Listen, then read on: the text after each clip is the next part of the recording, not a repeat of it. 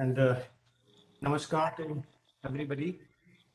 Honorable guest of the day, Professor Brij Kishore Kutiala sir. As a guest of the day, he has been very kind to me, obliging me in spite of his busy schedule.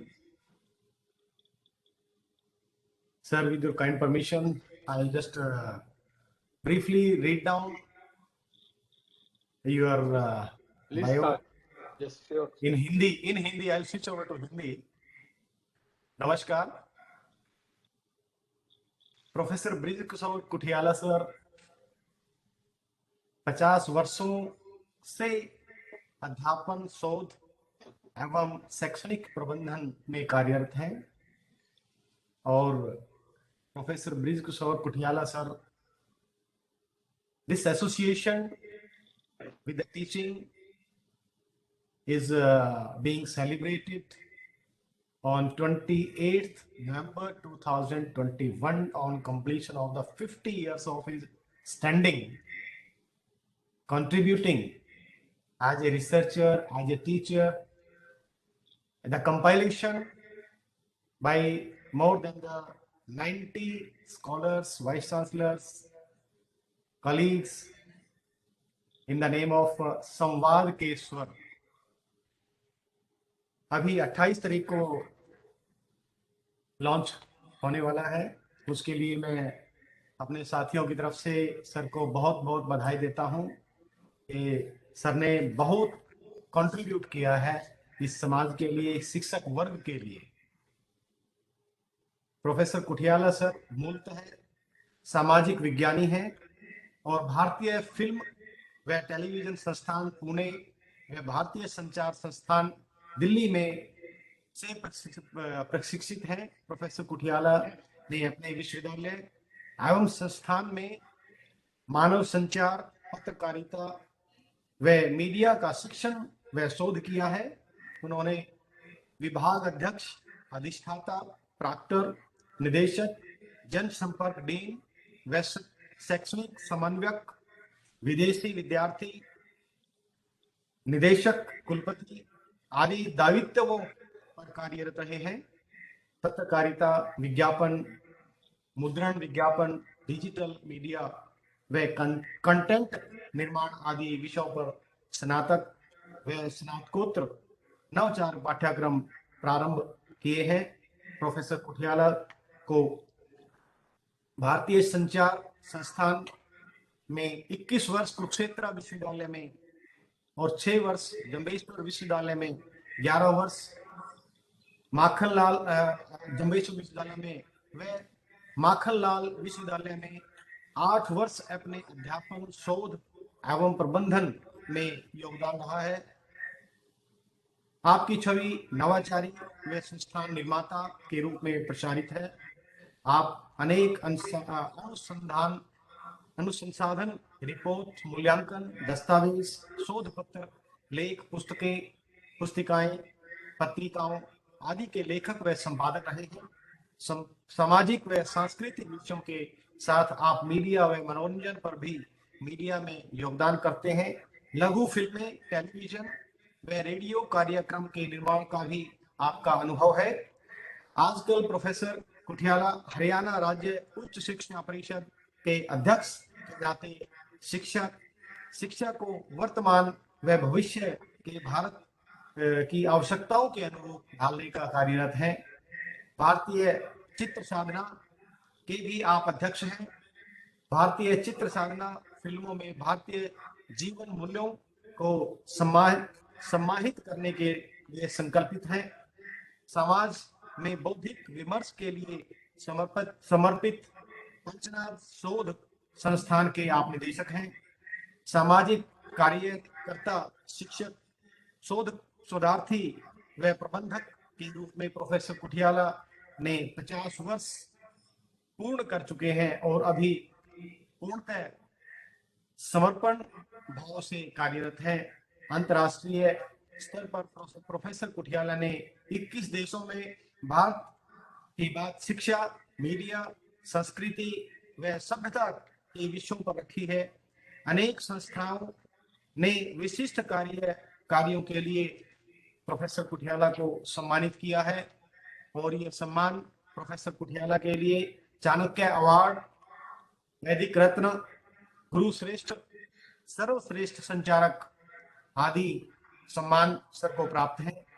Sir का जन्म, professor Kuthiala sir का जन्म एक सामान्य परिवार में पालन पोषण शिमला में हुआ है और आज सर लगभग 73 वर्ष के हैं और हम भगवान से प्रार्थना करते हैं कि सर स्वस्थ रहें और हमें इसी प्रकार से प्रोफेसर कुठियाला सर का जैसे शिक्षार्थियों का आशीर्वाद मिलता रहे और शिक्षा को सही दिशा मिलती रहे।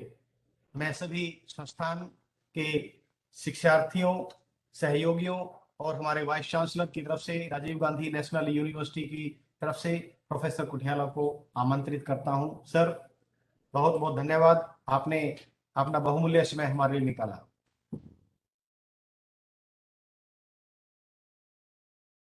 Professor Kuthiala sir.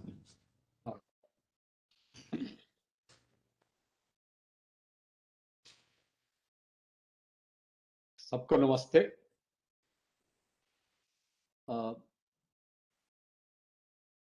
धन्यवाद है प्रोफेसर नरेश वत्स का कि उन्होंने मुझसे ही परिचय करा दिया। मुझे नहीं पता था, मैं 50 वर्ष अध्यापक में हो गया हूँ और इतना मुझे कितने विदेशों का मेरा प्रवास हुआ मुझे आज पता लगा। और आपने, मुझे लगता है कि थोड़ा सा बढ़ा चढ़ा के बता दिया। मैं जितना आप विद्यार्थियों को ये बताना चाहता हूँ कि I am not that good as projected in my introduction.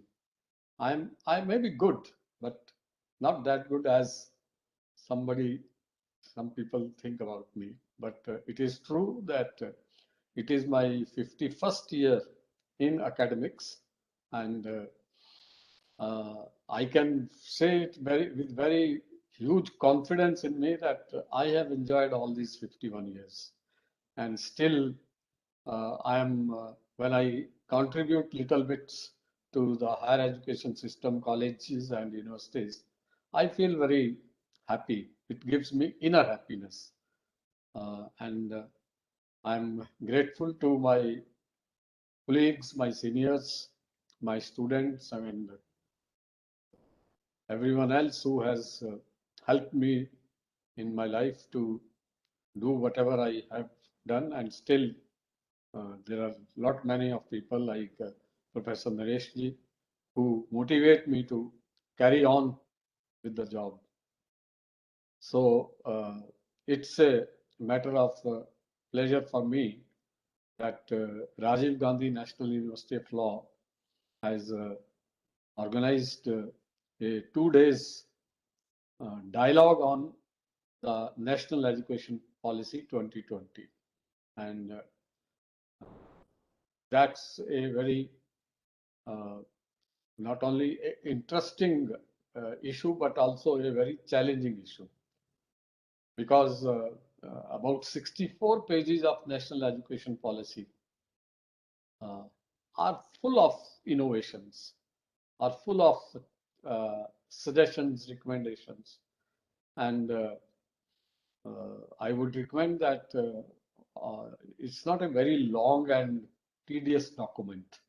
It's a very simple document, and it's very easy to read, very lucid language, and it's available in both Hindi and English, and maybe I think it's available in Gurumukhi Punjabi also. So everyone who wishes to understand the present and the future of education in our own country must go through this document. And every time you read this document, you find new things in it. Like Gita के लिए कहते हैं ना कि हर बार गीता पढ़ते हैं, किसी भी श्लोक को बार बार पढ़ो तो वो श्लोक का एक नया मीनिंग सामने आता है, नया अर्थ सामने आता है, क्योंकि हमारी मनस्थिति हर बार अलग होती है, इसलिए हमको उसमें से अलग ही जानकारी मिलती हुई लगती है। इसी तरह से ये एजुकेशन पॉलिसी में भी कभी आपको 4.5 अच्छा लगेगा, कभी 11.3 अच्छा लगेगा, कभी प्री प्री स्कूल एजुकेशन के बारे में आप हैरान हो जाएंगे कि ऐसे कैसे सोचा उन्होंने, और कभी आपको ऐसा लगेगा कि स्किल एजुकेशन, वोकेशनल एजुकेशन के बारे में इतनी इनोवेटिव बात कही गई है। तो in totality, if I may say that Hindi में 3 शब्दों का प्रयोग होता है: स्वराज्य, स्वाधीनता और स्वतंत्रता। स्वराज्य मीन्स कि you get your own governance, you govern yourself, and स्वाधीनता means that you are your own master, and swatantrata means that you have your own system of governance. If you see carefully, in English it is independence and it is freedom and that kind of thing. But if you go by the Hindi usage of the concept of what happened on 15th of August 1947 and what happened on 26th of January 1950, you will find that 1947 August 15, we became Swadhin. We were Paradhin.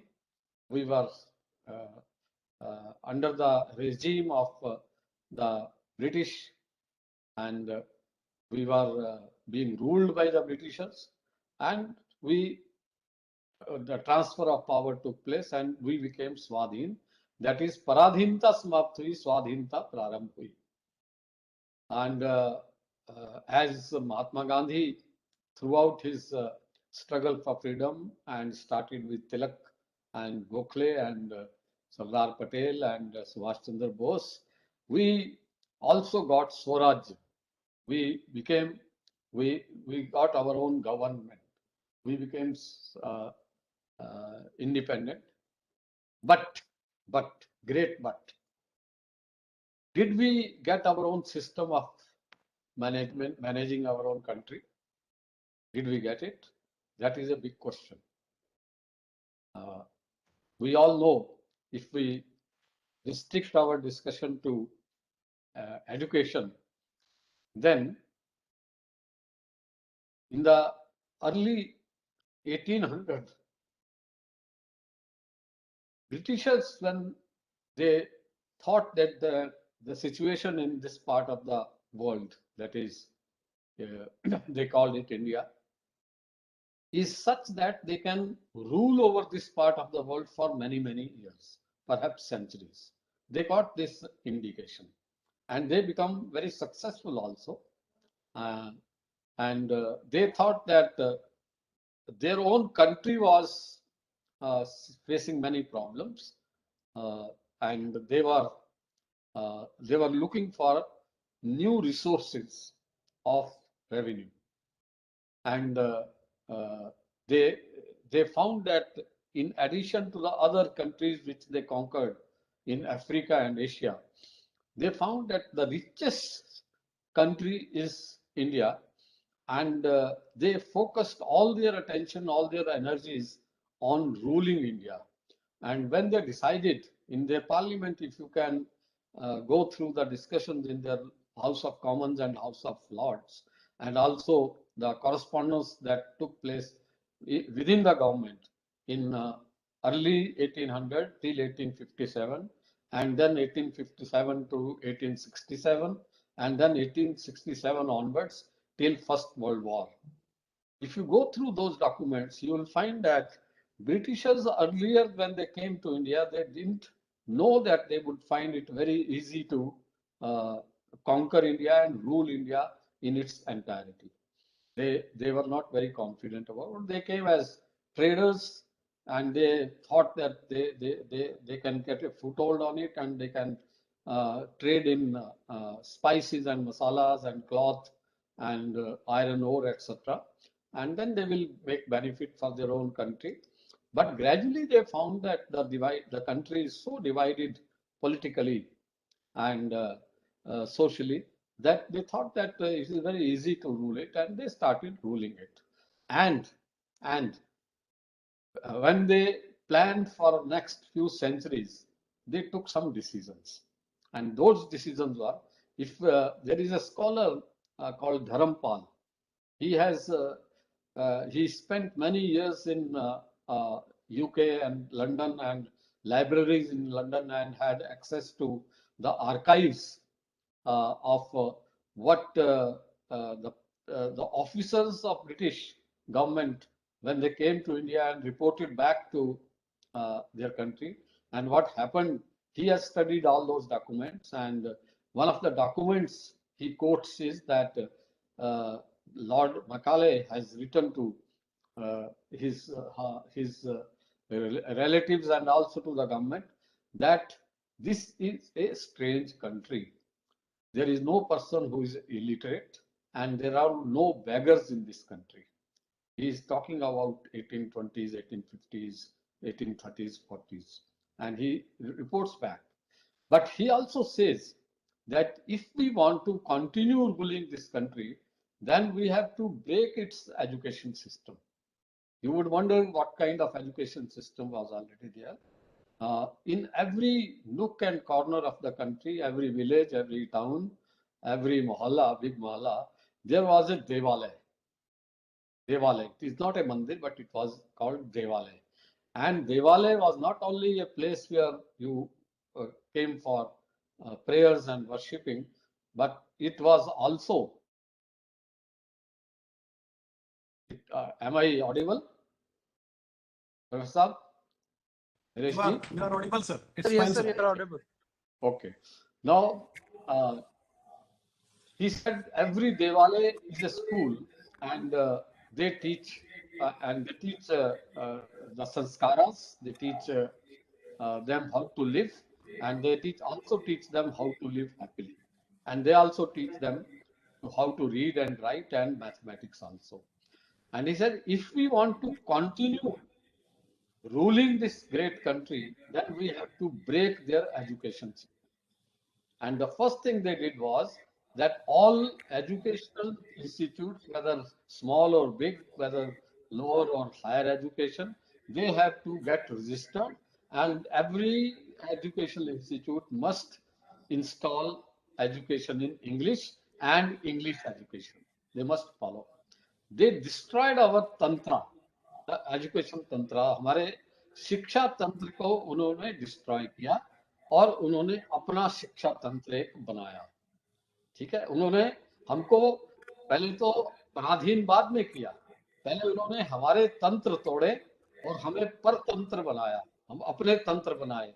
उन्होंने administration, हमारा जो administration का structure था, village का revenue collection का जो system था, जो हमारा टैक्स कलेक्शन का सिस्टम था, जो हमारा न्याय व्यवस्था थी, उस सबको उन्होंने तोड़ा और अपनी व्यवस्थाएं बनाते गए.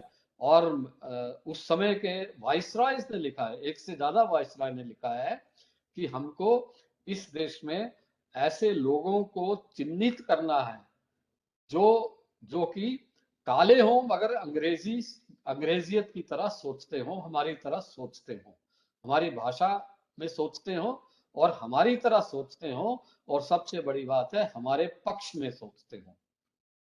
उन्होंने एक ऐसी शिक्षा व्यवस्था धीरे धीरे बनाना प्रारंभ किया. उसको उन्होंने कई जगह नाम भी दिया है कि दे क्रिएटेड क्लार्क्स. उनको क्लार्क्स चाहिए थे, उनको अकाउंटेंट्स चाहिए थे, उनको ऐसे लोग चाहिए थे जो उनकी व्यवस्था को चलाए रखे. उनको इंजीनियर्स नहीं चाहिए थे, उनको डॉक्टर्स नहीं चाहिए थे, उनको ऐसा नहीं चाहिए था. उनको क्लार्क्स चाहिए थे जो उनकी सरकार की व्यवस्था को उनके अनुसार चला सके. तो उन्होंने भारत में एक शिक्षा व्यवस्था में एक तंत्र का परिवर्तन किया, और एक अपने अनुसार उन्होंने ब्रिटिश को भी फॉलो नहीं किया. उनका जो अपना देश था उसमें जो शिक्षा व्यवस्था थी उसको भी फॉलो नहीं किया. उन्होंने हमारे देश में ऐसी शिक्षा व्यवस्था चलाई जिसके कारण से वो अधिक से अधिक समय तक भारत में रूल कर सकें और भारतीयों के द्वारा ही अपना सारा व्यवस्थाएं चला सके, रूल कर सके. उन्होंने इस तरह से प्रारंभ किया। और आप अगर उस समय का इतिहास खोजें प्रशासन का, तो आप पाएंगे कि ज्यादा से ज्यादा कोई भारतीय अगर आगे बढ़ता था तो क्लर्क से वो तथाकथित सुप्रिंटेंडेंट बनता था, उसके आगे वो नहीं बढ़ता था। कोई भी भारतीय उसको आगे नहीं बढ़ने देते थे, क्योंकि जहां डिसीजन मेकिंग का होता था वहां किसी न किसी ब्रिटिश को ही लगाते थे। मगर English knowing and people who think like English, right? Not in English. They don't think in English, but they know English and they think like the English. ऐसे लोगों को उन्होंने शिक्षा व्यवस्था तैयार की, ऐसे उन्होंने विश्वविद्यालय बनाए, ऐसे उन्होंने कॉलेज बनाए और ऐसे उन्होंने स्कूल बनाए। और उन स्कूलों, कॉलेजों और विश्वविद्यालयों में उन्होंने ऐसे लोग बनाना, तैयार करना प्रारंभ किए जिससे वो आर्मी में उनकी सुरक्षा के लिए लड़ सके, हम उनकी व्यवस्थाओं में आ सके, रेवेन्यू कलेक्ट कर सके, लॉ एंड ऑर्डर कर सके, पुलिस में काम कर सके। और फाइलों, वो ब्रिटिश व्यवस्था में रिकॉर्ड कीपिंग बहुत एफिशिएंट होती है, और उन्होंने भारत में भी ये रिकॉर्ड कीपिंग की व्यवस्था चलाई। और उन्होंने ऐसे लोगों को तैयार किया जो उनके अनुसार अपना रिकॉर्ड कीपिंग करें। इसका एक उदाहरण मैं आपको देता हूं कि उस समय का हर एक जो डिस्ट्रिक्ट कलेक्टर होता था, जो जिला का एडमिनिस्ट्रेटिव हेड होता था, वो गजेटियर लिखता था उस डिस्ट्रिक्ट का, उस डिस्ट्रिक्ट का गजेटियर लिखता था। और उसमें सोशियो पॉलिटिकल, कल्चरल, इकोनॉमिक हर चीज के बारे में लिखता था। अगर आप मेरे पास 1895 के दो गजेटियर हैं, दो डिस्ट्रिक्ट्स के, आप देखें तो उसमें उस स्थान की बहुत बड़ी उन्होंने व्याख्या की हुई है और हिस्ट्री बड़ी अच्छी रिकॉर्ड की हुई है। चलो, तो हुआ क्या कि 1947 में जब हमको स्वाधीनता मिली, तो उस समय हमारा शिक्षा तंत्र, उस समय हमारा पुलिस तंत्र, उस समय हमारा एडमिनिस्ट्रेटिव तंत्र, ये सारा का सारा ब्रिटिश ओरिएंटेड था। और भी बहुत से तंत्रों की बात कर सकते हैं हम, मगर ये सारा ब्रिटिश तंत्र ओरिएंटेड था। और वो ब्रिटिश को ज्यादा से ज्यादा भारत में रहने के लिए एक तंत्र बना था। परंतु जो भी स्ट्रगल फॉर इंडिपेंडेंस हुआ, उसमें क्या हुआ कि हमने उनको तो खदेड़ दिया। ये हमने उनको कैसे खदेड़ा, इसके बारे में भी अगर आप कभी इन्वेस्टिगेट करेंगे, तो जो हाउस ऑफ लॉर्ड्स और हाउस ऑफ कॉमन्स में जो डिस्कशन हुई है, जिसमें ब्रिटिश प्रधानमंत्री और अन्य लोगों ने अपने जनता को क्या बताया कि हम भारत को क्यों छोड़ रहे हैं, वो अलग कहानी है। जो हम कहानी सुनते हैं और जो हमको पढ़ाई जाती है, वो कहानी अलग है। और जो ब्रिटिश ने उन लोगों को बताया, अपने लोगों को बताया कि हमको भारत क्यों छोड़ना पड़ रहा है, उसमें ये अहिंसा और सत्याग्रह का नाम कहीं नहीं आता है। उसमें नाम आता है सुभाष चंद्र बोस का, आजाद हिंद फौज का, और आता है कि 50,000 आजाद हिंद फौज के जो फौजी हैं वो अपने अपने गांव में चले गए हैं, और वो कभी इकट्ठे हो गए तो ब्रिटिश जो सिटीजन है उनकी जान खतरे में पड़ जाएगी। एनीवे, 47 में जब हम स्वाधीन हुए तो हमने तंत्र उन्हीं के रखे। हमने, अगर आप अपना संविधान भी पढ़ें, संविधान में भी, आज संविधान दिन भी है, उस संविधान को भी पढ़ें, तो हमने कहीं कहीं तंत्र को बदलने की बात की है, मगर तंत्र को बदला नहीं है। परंतु शिक्षा का तंत्र अगर आप देखेंगे, जिसके लिए आज हम चर्चा के लिए बैठे हैं, शिक्षा का तंत्र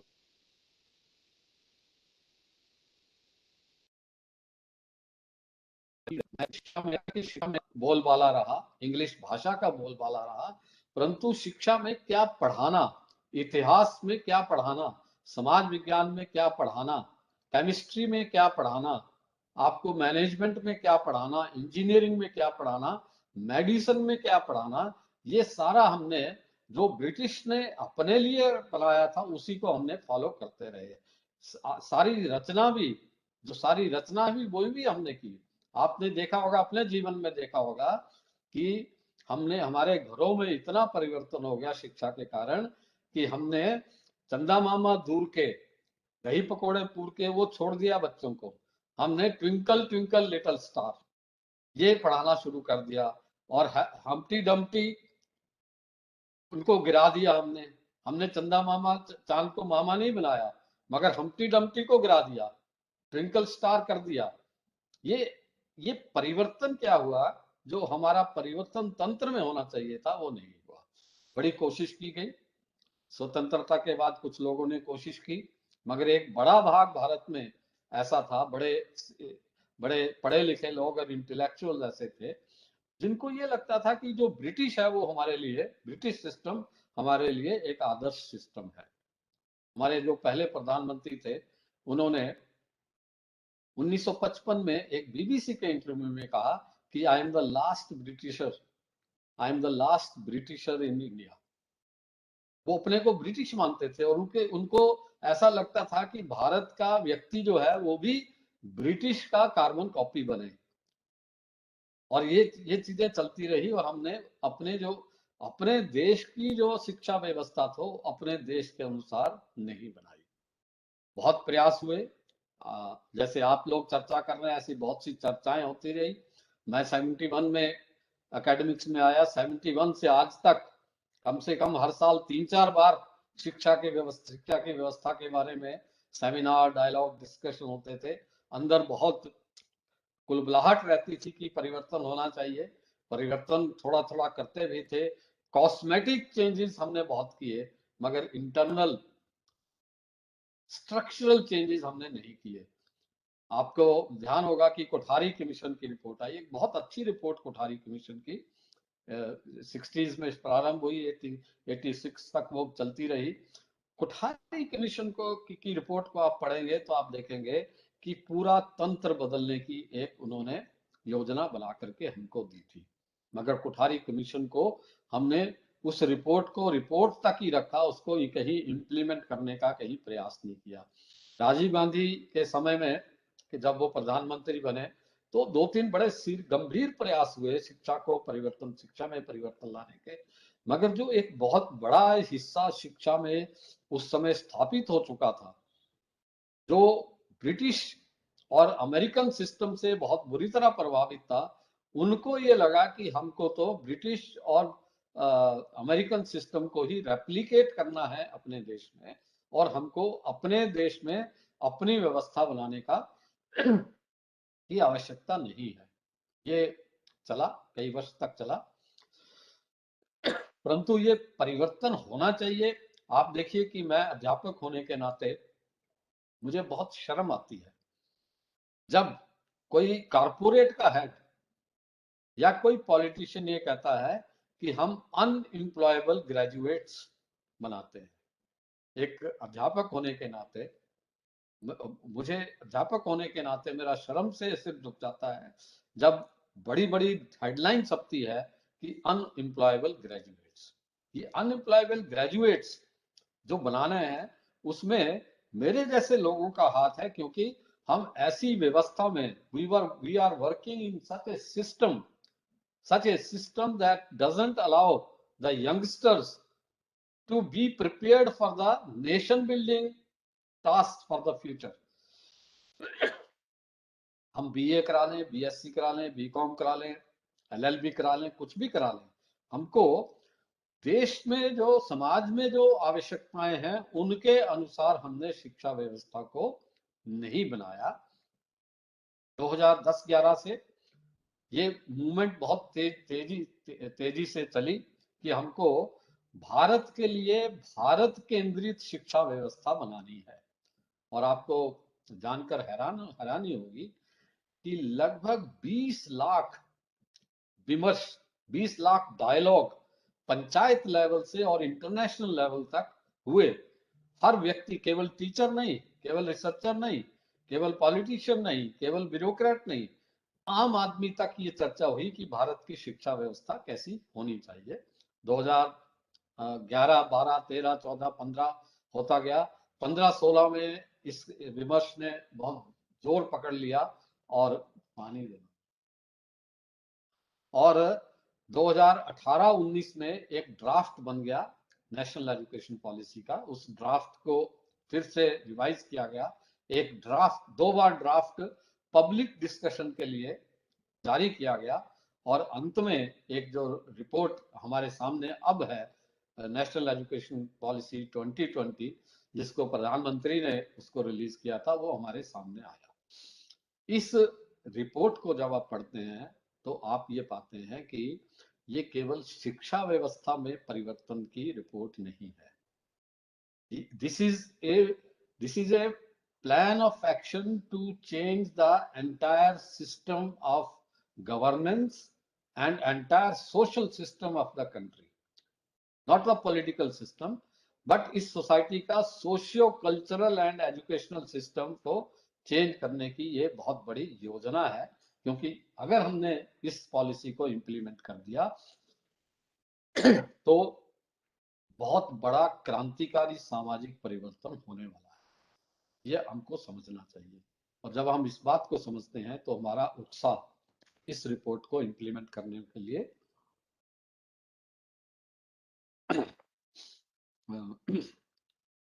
प्रोफेसर नरेश मुझे क्षमा करें, मैं सुबह से ना बोलता जा रहा हूँ. मैं लगभग नहीं सर, नहीं बहुत धन्यवाद सर, कोई दिक्कत नहीं है, ये तो रिक्वायरमेंट है. बोल के आ रहा हूँ तो मेरा गला थोड़ा सा खराब मैं है. आपका बिजी शेड्यूल समझते हुए कि आपने बिजी शेड्यूल में से इतना टाइम निकाला हमारे लिए. नहीं, मैं असल में ट्रेवलिंग में हूँ. मैं हाँ अभी सर, मेरे को रोहतक से आया हुआ हूँ एक has जगह to पे attend the था. convocation actually. मैं आपके स्टूडेंट्स और टीचर्स के साथ बात करना चाहता था, इसलिए मुझे लगा आपने नहीं, अवसर थैंक यू, धन्यवाद के लिए. Thank you. परंतु इस नेशनल एजुकेशन पॉलिसी को अभी हम बहुत ज्यादा डिस्कशन हम नहीं कर सकते. मेरा तो आग्रह ये है हम सब लोग उसको पढ़ें, पढ़ करके उसके बारे में सोचें, सोच करके आपस में डिस्कस करें और फिर अपना अपना रिजॉल्व करें, रेजोल्यूशन लें, संकल्प करें कि मैं इस एजुकेशन पॉलिसी के बारे में ये 3 बातें करूंगी, मुझे ये 3 बातें करनी है. सामूहिक रूप से एज ए डिपार्टमेंट मुझे इन 3 चीजों को करना है. एक लॉ यूनिवर्सिटी होने के नाते हम सब ने मिलकर ये काम करना है. एक रजिस्ट्रार होने के नाते मुझे ये करना है. एक हेड ऑफ डिपार्टमेंट होने के नाते मुझे ये करना है. मैं 4-5 मुख्य बातें आपके सामने रखूंगा, आपके पास होंगी भी, ऑलरेडी भी होंगी. अब आप देखिए कि अगर हम हायर एजुकेशन की बात करें, आपके लॉ में जो बच्चा आता है आज वो 12 साल की शिक्षा ग्रहण करके आता है, 12वीं करके आता है ना. आपके यहाँ 5 ईयर कोर्स है ना? It is 5 years, sir. हाँ, जी तो सर. आपके पास 12वीं करके आता है, अर्थात वो 12 साल की शिक्षा प्राप्त करके आता है. धीरे धीरे मित्रों क्या होने वाला है, the youngster who will come to you will have 15 years of schooling. क्योंकि इस शिक्षा व्यवस्था में 3 से 6 साल की भी शिक्षा का व्यवस्था है, शिक्षा की व्यवस्था है. 3 से 6 साल और 6 साल से फिर 12वीं तक की शिक्षा. तो वो पहले 12 साल शिक्षा प्राप्त किया व्यक्ति आपके पास आता था, अब 15 साल की शिक्षा प्राप्त किया हुआ व्यक्ति आएगा. You can imagine the kind of quantitative change and qualitative change that would happen for our students at the entry level, है कि नहीं? अब दूसरी बात देखिए कि क्लास 6 में जो बच्चा होगा, क्लास 6 में, दैट मीन्स 11 या 12 साल का 13 साल का बच्चा जो होगा, he would be exposed to the society every month, once in every month, या हर सैटरडे को उसको अध्यापक के नेतृत्व में उसको समाज में घुमाया जाएगा, उसमें बताया जाएगा कि समाज ऐसे चलता है. ये देखिए, ये एक व्यक्ति है जो जूते बनाता है और जूते गांठता है, ये व्यक्ति लकड़ी का काम करता है, ये व्यक्ति जो है वो इंडस्ट्री में ये वॉल्व बनाता है, ये व्यक्ति मोटर मैकेनिक है, मोटर को रिपेयर करता है, ये व्यक्ति अध्यापक है, ये व्यक्ति ज्योतिषी है. ऐसा उसको सारे समाज का एक एक्सपोजर दिया जाएगा, उसको पता लगेगा कि समाज में क्या हो रहा है. 6th क्लास से 6th 7th 8th तक. और 9th क्लास में उसको कहा जाएगा अब आप अपनी पढ़ाई के साथ साथ एक विषय ऐसा चुनिए जिसमें आप स्किल होना चाहते हैं. कोई ऐसा विषय चुनिए जो जिसमें आपकी रुचि हो. वो कारपेंटर बन सकता है, वो बांसुरी वादक बन सकता है, वो साइंस के क्षेत्र में जा सकता है कि मुझे तो साइंस के एक्सपेरिमेंट करने हैं, वो जा सकता है कि मुझे तो लिखने का काम, मुझे तो लेखक बनना है, वो जा सकता है कि मुझे तो सितार बजानी है, वो जा सकता है कि मुझे तो पानी टेस्ट करना है, वो जा सकता है कि मुझे तो बागवानी करनी है, मुझे लोगों के किचन गार्डन्स में काम करना है। इस प्रकार से वो 9th 10th 11th 12th में 1 2 या 3 ट्रेड्स में काम करेगा। जब वो 12वीं से निकलेगा मित्रों, वो कुछ ना कुछ करने योग्य हो, वो समाज में कुछ ना कुछ ऐसा करने की उसकी क्षमता और स्किल होगा कि वो उस समाज को कुछ ना कुछ दे सकेगा। क्योंकि वो समाज को दे सकेगा, उसको समाज भी उसके लाइवलीहुड अर्निंग का प्रबंध करेगा। देखिए कितनी बड़ी अच्छी सुंदर व्यवस्था बनी है, और ये भारत के अनुसार बनी है। हम अपने कॉलेजेस में अमेरिका और यूरोप के लिए इंजीनियर नहीं बनाएंगे। हम अपने आईआईएम्स में अमेरिका और गल्फ कंट्रीज के लिए मैनेजर्स नहीं बनाएंगे। हम अपने कॉलेजेस में, यूनिवर्सिटीज में अपने भारत के लिए लोग तैयार करेंगे। अगर वो भारत के बाहर भी अपने हुनर के कारण कहीं उपयोग हो सकते हैं तो उसका भी स्वागत है। अभी तो ये कहा जाता है ना कि जब आईआईटी में आप या एम्स में आपका एडमिशन होता है तो your soul migrates to US and 5 years after your body also migrates to US। जब आपका आईआईटी में एडमिशन होता है तो आपकी आत्मा तो माइग्रेट कर जाती है, आपका मन तो माइग्रेट कर जाता है यूएस। 4 साल पढ़ाई के बाद जब आपने पूरे देश का जो बेस्ट रिसोर्सेज था वो यूज कर लिया तो फिर आप बॉडी भी अपनी वहां ले जाते हैं, और जो कुछ आपने सीखा, जो आपने पढ़ा, जो आपकी काबिलियत हुई वो आप दूसरे देश में ले जाते हैं। ये जो भारत केंद्रित शिक्षा देने की बात है वो इस शिक्षा व्यवस्था की बात है। दो बातें हुई। तीसरी बात ये है कि आपके पास जो बच्चा कॉलेज या यूनिवर्सिटी में आएगा, वो बच्चा केवल और केवल आर्ट्स या ह्यूमैनिटी का नहीं आने वाला, या वो केवल केमिस्ट्री फिजिक्स और मैथमेटिक्स पढ़ा हुआ बच्चा नहीं आने वाला, वो केवल कॉमर्स पॉलिटिकल साइंस और हिस्ट्री पढ़ने वाला। एक बच्चा जो आर्ट्स में जिसने किया है उसने हो सकता है केमिस्ट्री भी सीखी हो, क्योंकि वो उसको ऑप्शन है कि वो जिस स्ट्रीम में वो गया है उस स्ट्रीम से अतिरिक्त भी एक विषय वो ले सकता है। हो सकता है आपके पास एक बॉटनी, जूलॉजी, बायोलॉजी वाला, केमिस्ट्री और फिजिक्स वाला बच्चा है जिसने एक लॉ का भी पेपर 11th और 12th में किया हो सकता है। तो ये जो वैरायटी, एक तो 15 साल पढ़ा हुआ बच्चा और एक वैरायटी का प्राप्त किया हुआ बच्चा आपके पास कॉलेज और यूनिवर्सिटी में आने वाला है। जब मैं कॉलेज और यूनिवर्सिटी के टीचर की से एम्पथाइज करके सोचता हूँ तो मुझे बहुत आनंद आता है कि मेरे पास अब ऐसे बच्चे आने वाले हैं जिनको मैं बहुत कुछ सिखाने की क्षमता रखता हूँ। क्योंकि वो, एक और बात है कि वो हिंदी में भी या किसी भारतीय भाषा में भी निपुण होंगे, क्योंकि उनको ऑप्शन होगा कि वो हिंदी या अपनी किसी भारतीय भाषा में पढ़ सकेंगे, परंतु इंग्लिश भी उनको आती होगी। वो कम से कम बाइलिंगुअल होने वाले हैं, कम से कम बाइलिंगुअल होने वाले हैं। आज की डेट में हम देखते हैं कि बच्चा ना तो बेचारा इंग्लिश ठीक से बोल पाता है, लिख पाता है, ना बेचारा वो हिंदी ठीक से लिख पाता है और बोल पाता है, क्योंकि उसको कंफ्यूजन रहता है कि क्या करना है। घर में उसको कुछ और भाषा बोलते हैं, कॉलेज में और भाषा बोलते हैं, दोस्तों के कोई और भाषा बोलता है, मीडिया में जाता है तो भाषाओं का मिक्स उसको मिलता है। तो ये सारा परिवर्तन होने वाला है। अब आप कॉलेज में आ जाइए, जो आप लोगों को करना है, मुझे लगता है आपकी यूनिवर्सिटी ने इस बारे में इनिशिएटिव लिए होंगे, प्रारंभ किया होगा। 2-3 बात ये बहुत महत्वपूर्ण है। एक तो है एकेडमिक बैंक।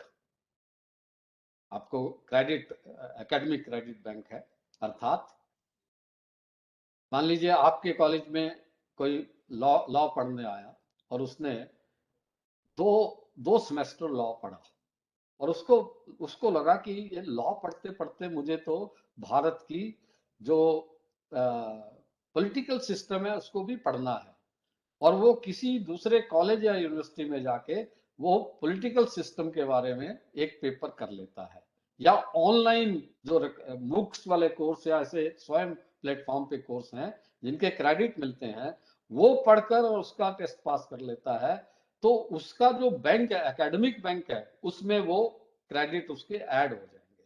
जिस प्रकार हमारे बैंक में पैसे ऐड होते हैं और उसमें से हम खर्च करते रहते हैं, उस तरह से हमारा एकेडमिक बैंक भी बनना शुरू हो जाएगा। एक बच्चा मान लो 2 महीने छुट्टियों में उसने कोई इंटरनेशनल लॉ में, आपने मान लीजिए आईपीआर लॉ में उसने एक कोर्स ऑनलाइन कर लिया, तो वो उसके एकेडमिक बैंक में ऐड हो जाएगा। और जब उसको जब डिग्री देनी होगी, तो जब इतने क्रेडिट हो जाएंगे तो वो डिग्री लेने के लिए योग्य हो जाएगा, या उसको वो क्रेडिट मिल जाएंगे। अगर वो क्रेडिट अपने स्पेंड कर लेता है तो उसके क्रेडिट्स बचे भी रह सकते हैं, जिसको वो पोस्ट ग्रेजुएशन में यूज कर सकता है। ऐसा एक व्यवस्था जो विश्व में कहीं नहीं, अमेरिका में नहीं है।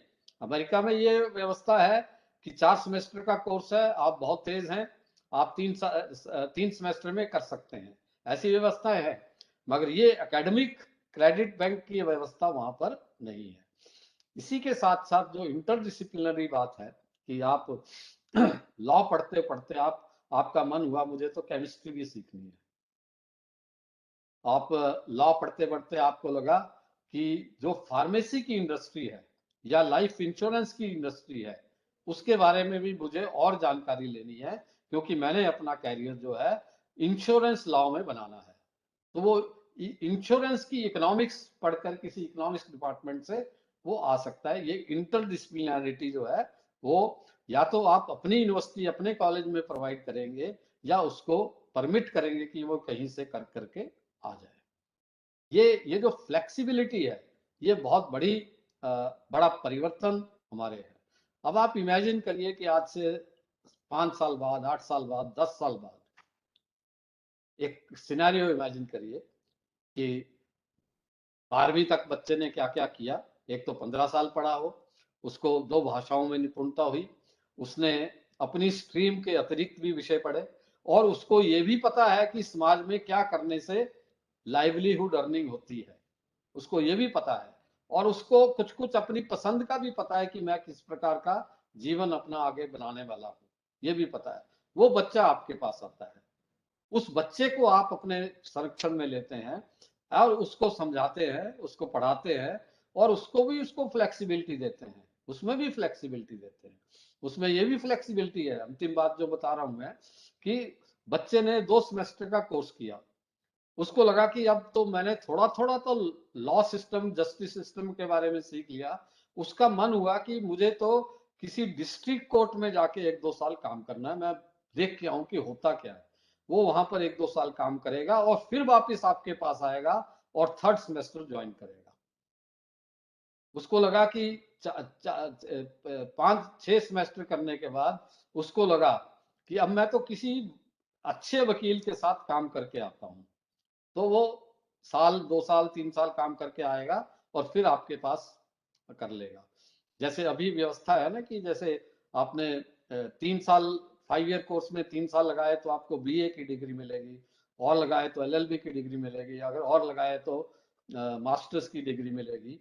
ये थोड़ी थोड़ी फ्लेक्सिबिलिटी हमने प्रारंभ की है, मगर इस व्यवस्था में ये बहुत बड़ी फ्लेक्सिबिलिटी हमको मिलने वाली है। तो इस प्रकार से सिनेरियो बदलने वाला है।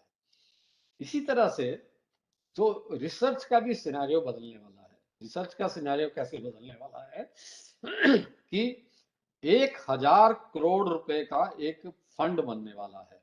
नेशनल रिसर्च फाउंडेशन, 1000 करोड़ रुपए का एक फंड अलग से बनने वाला है, जो केवल और केवल रिसर्च पर खर्च किया जाएगा, जो कि रिसर्च प्रोजेक्ट्स आपको देंगे। और मित्रों, ये रिसर्च प्रोजेक्ट जो है ये पीएचडी के लिए नहीं है। अभी हमारा क्या है, हमारे यूनिवर्सिटीज में ज्यादातर रिसर्च पीएचडी के लिए होती है। मेरे पास तो बहुत से विद्यार्थी आते हैं, पूछते हैं, मैं उनसे पूछता हूं कि भाई साहब आपने पीएचडी की है या रिसर्च की है, ईमानदारी से बताइए।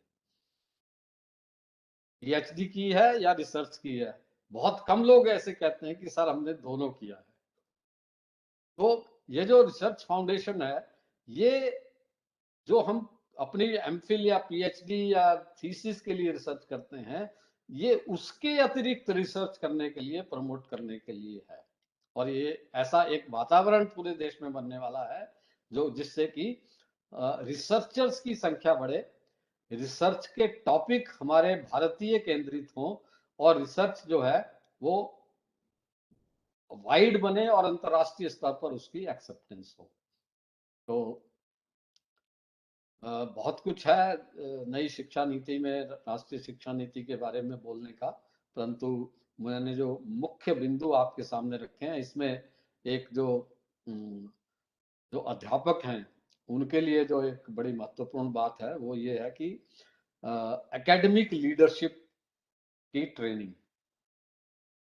अभी क्या होता है कि एक प्रोफेसर होता है, उसको हम कहते हैं कि चलो आप रजिस्ट्रार बन जाओ। एक प्रोफेसर सीनियर होता है, उसको बोलते हैं हम वाइस चांसलर बन जाओ। मगर उसको वाइस चांसलर बनने के क्या दायित्व हैं, what is the profile of A vice chancellor, what is the profile of A registrar, वो उसको धीरे धीरे करते करते सीखता है। या तो पहले उसने ऑब्जर्व किया होता है कि हमारा रजिस्ट्रार क्या करता है, हमारा वाइस चांसलर क्या करता है, उससे वो प्रोफाइल ऑब्जर्व करता है। परंतु अब जो नई व्यवस्था में है, जिस प्रकार कारपोरेट सेक्टर में और गवर्नमेंट सेक्टर में नए दायित्व के साथ, न्यू रिस्पॉन्सिबिलिटी के साथ एक ओरिएंटेशन होता है, उसी तरह से एकेडमिक लीडरशिप का भी, एकेडमिक मैनेजमेंट के लिए ट्रेनिंग प्रोग्राम का प्रावधान इसमें किया गया है, जो कि बहुत महत्वपूर्ण है। और आप देखेंगे कि इससे भी हमारे कॉलेजेस और यूनिवर्सिटी का वातावरण जो है वो बदलने वाला है। मुझे लगता है कि मैंने कुछ बिंदु आपके सामने रखे हैं, इस पे अगर आप कोई चर्चा करना चाहें, कोई जिज्ञासा हो तो वो पूछ सकते हैं। कोई if you have any comments you can share them with us. Naresh ji, is that enough or you want me to speak It's more? fine, sir. It's fine, sir. Keeping in view of your busy schedule, I'm very No, no, highly I am grateful free. to No, no issue. I am free. जब मैं any free होता faculty हूँ तो member पूरा or the time देता हूँ। students. I can give you Any, जितना time आप चाहेंगे दे सकता हूँ। any faculty member and the students wish to discuss on any of the topic related to the new education policy, please. Any query regarding the ABC? What exactly ABC is there?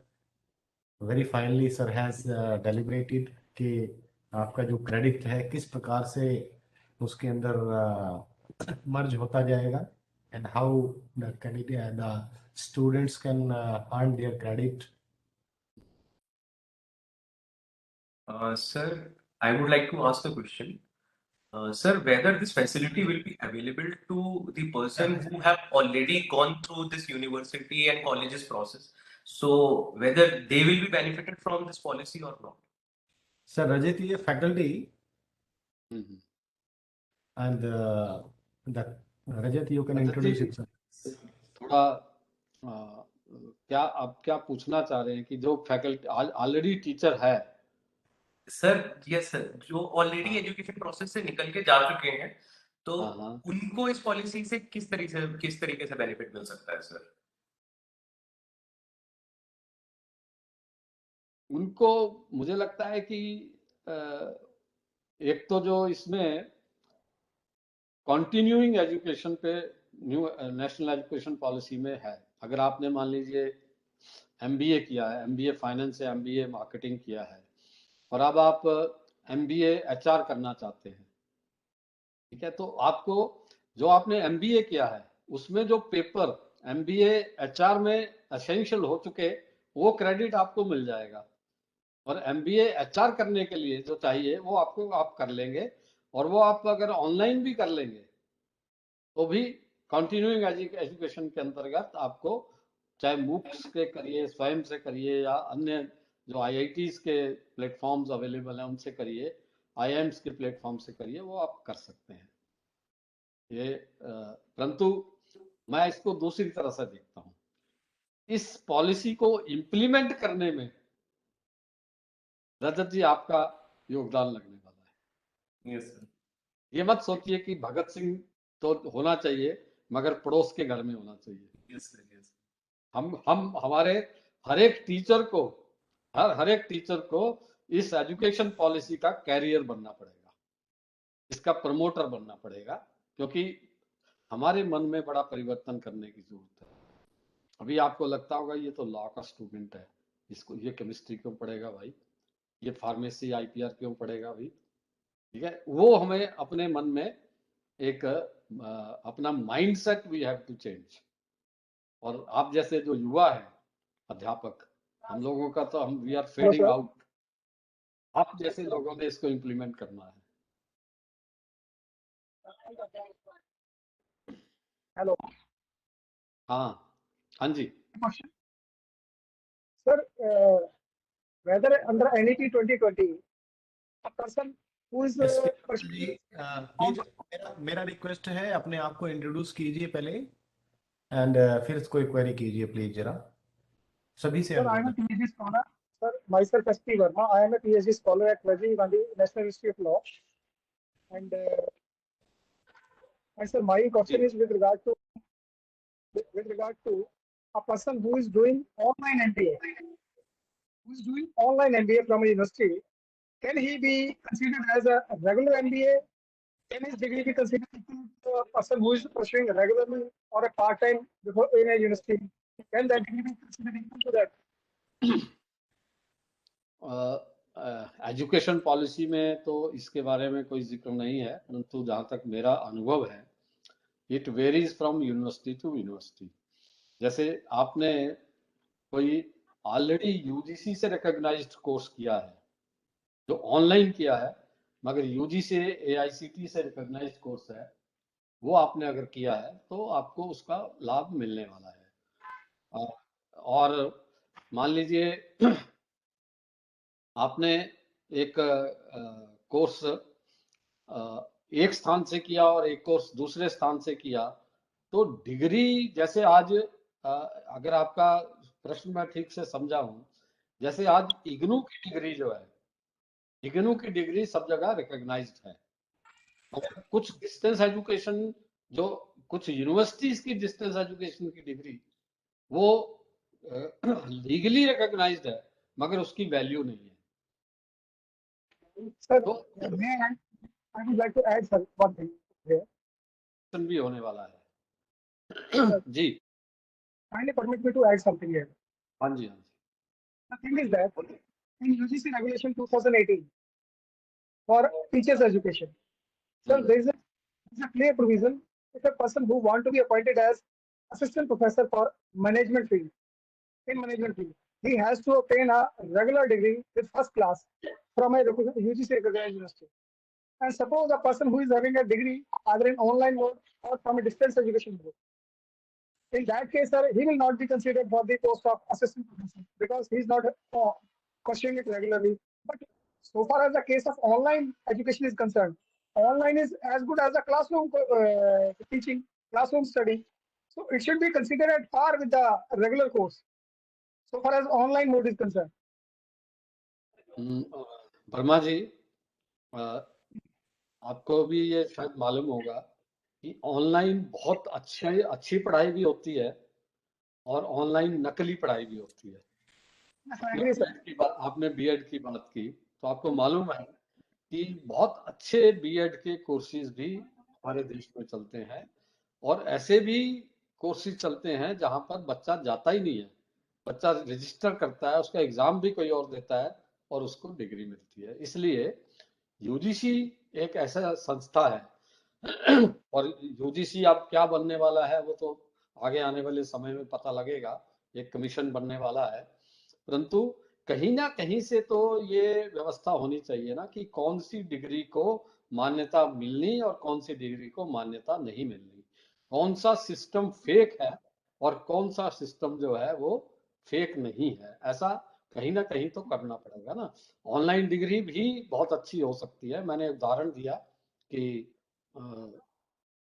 जो आपको इग्नू की जो degrees हैं, ज्यादातर degrees even technical subjects में उनकी value कम है, मगर इसी तरह की अगर आप एक नाम नहीं लेना चाहिए किसी और यूनिवर्सिटी से, तथाकथित यूनिवर्सिटी से करके लाएं, तो उसको तो देखते ही लोग कहते हैं कि चलो रिकॉग्नाइज तो है मगर ये तो नकली होगी।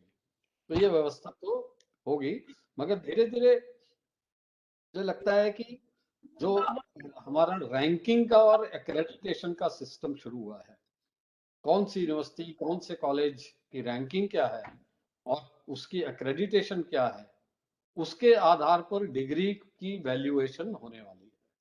अगर आप आज की डेट में अगर आप 5 आईआईटी को कंपेयर करें तो 5 आईआईटी में भी एक हायरार्की है, कौन सी आईआईटी टॉप पर है, कौन सी आईआईटी नीचे है। कुछ जो एनआईआईटीज हैं वो आईआईटी से बराबर के या उससे ज्यादा अच्छे हैं।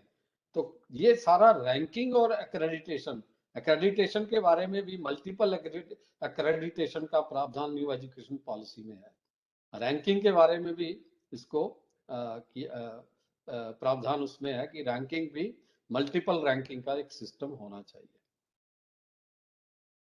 तो ये तो समय समय पर जो रेगुलेटिंग बॉडी है, जो नियामक बॉडी है, वो तय करेगी कि इसको कितना रिकॉग्नाइज करना, किसको कितना वेट देना। इसमें एक कॉन्ट्रडिक्शन है कि सर यूजीसी का ऑलरेडी इसमें ऑर्डर निकल चुके हैं, already letters are issued by the UGC कि डिस्टेंस एजुकेशन मोड में अगर आपने लिया है that is also valid one, अगर आपने ऑनलाइन लिया that is also valid one, when the both the degrees are valid one.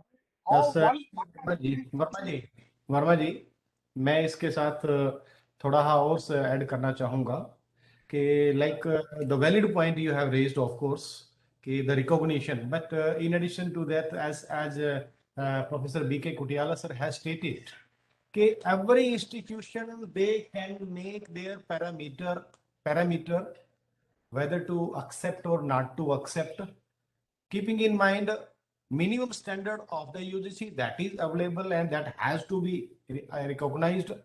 But the IITs, even keeping in view of the demand, keeping in view of their standard, they can raise their standard. They can raise standard, and there cannot be any question actually to screening out the at least the eligible or reasonable candidates. So that can be there. So I think without taking much time, I'll ask Simran to invite for the vote of thanks for the Sure. B.K. Kutiala sir sparing his valuable time. Please. Thank you so much for such enlightening words, sir. I now invite Dr. Kamaljeet ma'am, IQAC coordinator, to deliver the vote of thanks.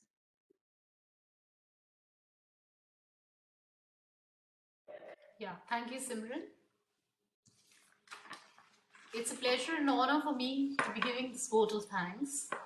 On behalf of our very visionary and dynamic Vice Chancellor, Professor G.S. Bajpai, the Registrar, Professor Naresh Vats, and the faculty, staff, and students, and myself in my humble capacity as the IQAC coordinator, I extend my heartfelt thanks to Professor Brij Kishore Kutiala for sparing his precious and valuable time and having graced this occasion. We have indeed learned a lot about the national education policy, and of course we shall continue to imbibe these in our structure here at this higher educational institution. Thank you so much, sir, for sparing your time. We're indeed highly indebted to you.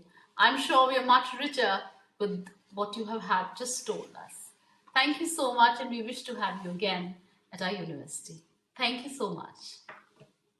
Thank you. Thank you, It was sir. a pleasure Thanks a talking lot, to sir. all of you, and let's hope we meet one to one In again. future, we request Thank you so much. if you Thank get the opportunity, please Sure. bless us, sir. Thank you, sir. Thank you. Stay healthy, Thank sir. you. All the best. Thank you, dear colleagues. Thank you.